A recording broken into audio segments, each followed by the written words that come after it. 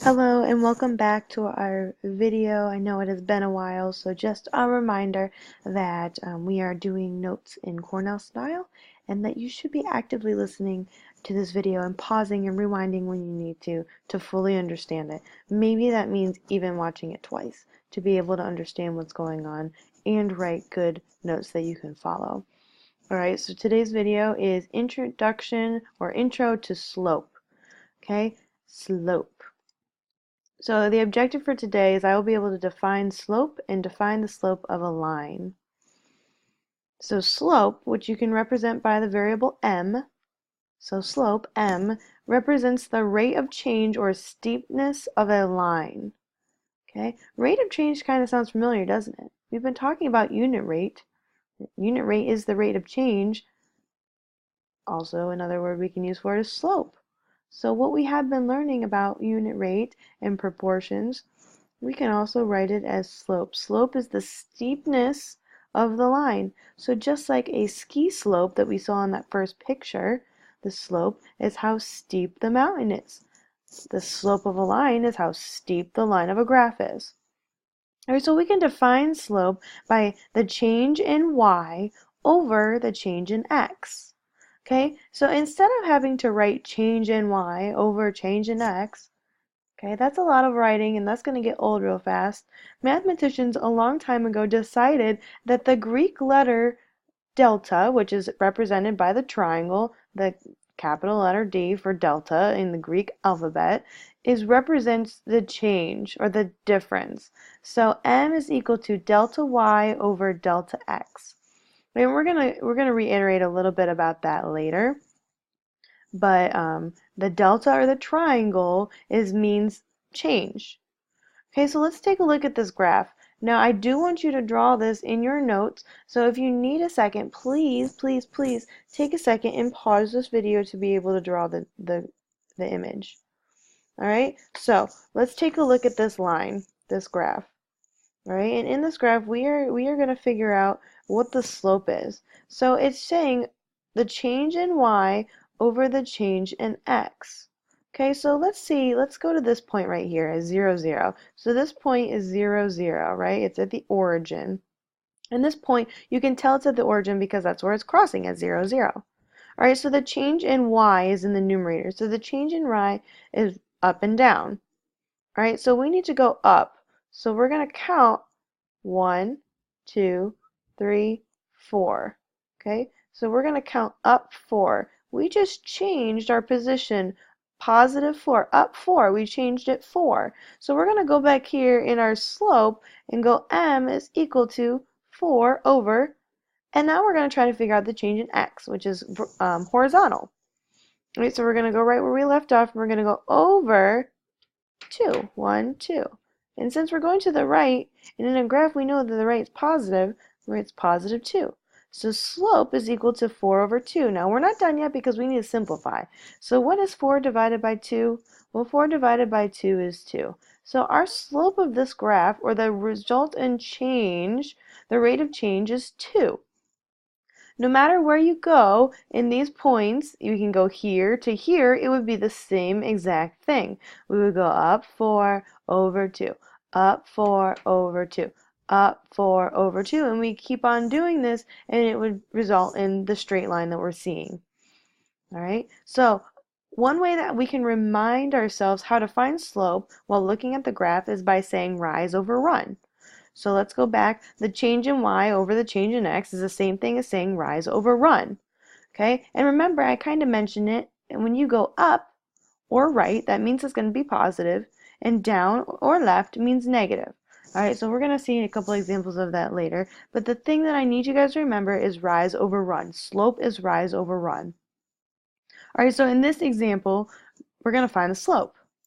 We're going to find the slope. Okay, so remember rise over run. And we can even write that down. M is equal to the rate of change for y over the rate of change of x, or rise over run. We can write that down, rise over run.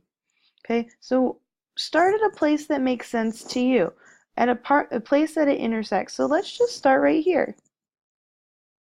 All right, this point right here is 2, 1. And we want to go to another point that's easily seen on the graph. So let's just say this one right here, which is 4, 2. Okay, so now we're going to try to find the rate of change or the slope between those two points. So rise, so up 1, we're rising first, so up 1, and then run, we're running to our spot, we run on horizontal ground, we got to go over 2. So up 1 over 2, since we're going up and to the right, they're both positive, so our slope is equal to 1/2. Now remember, slope should be in simplified fraction form, so we are not going to change this into a decimal, we are going to keep it right how it is as a fraction. Alright, let's see another example.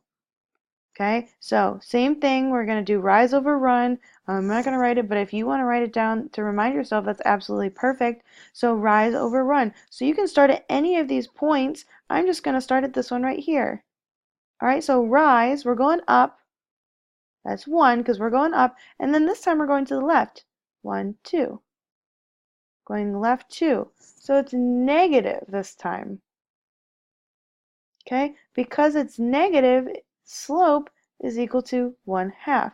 Now let's take a look. They're the same number. The number is the same. One's positive, one's negative as the previous example. But let's take a look at the line. This line looks different than this line, right? They're going opposite directions. This is a positive slope. This is a negative slope. Both 1/2. We have a positive slope. Positive 1/2 is your slope, and a negative 1/2 is your slope. All right, let's look at another one. These are a little bit weirder of examples. Horizontal lines. Horizontal lines, the slope will always, always, always, always be 0. Now let me show you why. So let's take a look. Let's just take a look right here. Now when we think of rise over run, rise, well, we don't go anywhere, right? It's a straight line. So 0 over, and then we're going to go over 1. Well, 0 divided by 1 is 0. No matter where you put that line, it's always going to be 0 over 1, or 0 over something. It's 0. You're not going anywhere, so it has to be 0. All right, the vertical line is the other one that is a little bit different. Okay, our vertical line, the slope will always be undefined. Always be undefined. Now let's take a look at this, and if you can't see it, our line's right here. I know it's kind of hard to see with the lines, and I can't really draw a straight line, but as we do rise over run, so rise, we always go up 1 in this example, up 1, but we're not going over any, we're just going up. Well, 1 over 0, well, we know we cannot divide any number by 0, so because of that, the slope is undefined, because we cannot divide by 0. I am going to add another video to show you why you cannot divide by 0 with this video. That is an optional video that you don't have to take notes on, but if you are curious on why you cannot divide by 0, that will tell you why. But vertical lines, the slope will always be undefined. All right, the next and last thing that we are going to take a look at is finding slope with 2 points. So let's say that the slope is kind of hard to count, and frankly you don't want to. Or you are given 2 points, and it's saying find the slope, and you don't want to graph it. You can find it without doing that. So we already said that the slope is equal to the change in y divided by the change of x, which is the same thing as saying delta y divided by delta x, the change in y divided by change of x. Well, to find that with 2 points, you simply go m is equal to, or the slope is equal to, y2 minus y1 divided by x2 minus x1. So let's take a look. Those x's and y's are talking about the 2 points that you are given. All right, so for example, find the slope between the points 3, -2, and 4, 4. All right, so the first example, or the equation is m is equal to y2. So the subscripts 2 and 1, this is point number 1, this is point number 2. Okay, so y2. So we're looking at the y's, and 2 we know we're on this equation. So xy, this 4 is y, so 4 minus, and then we're going to look at y1, which is this one right here. All right, so 4 minus -2. Now we're going to look at x's. So x2, so the second equation there, that x, which also happens to be 4, minus the first equation, that x, minus 3. So 4 minus negative 2, we have to keep change opposite. So 4 plus 2 over 4 minus 3. 4 plus 2 is 6. 4 minus 3 is 1.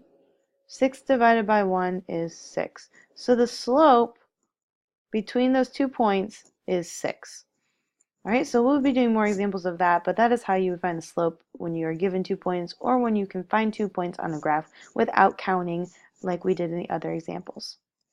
All right, so don't forget to write down your 2 questions about this concept. They could be questions about the video that you don't understand, or questions to ask clarifying questions, or what happens when we do this, or what happens next, those types of questions. All right, so 2 questions to get full points. All right, I thank you guys for being active listeners, and I will see you guys later.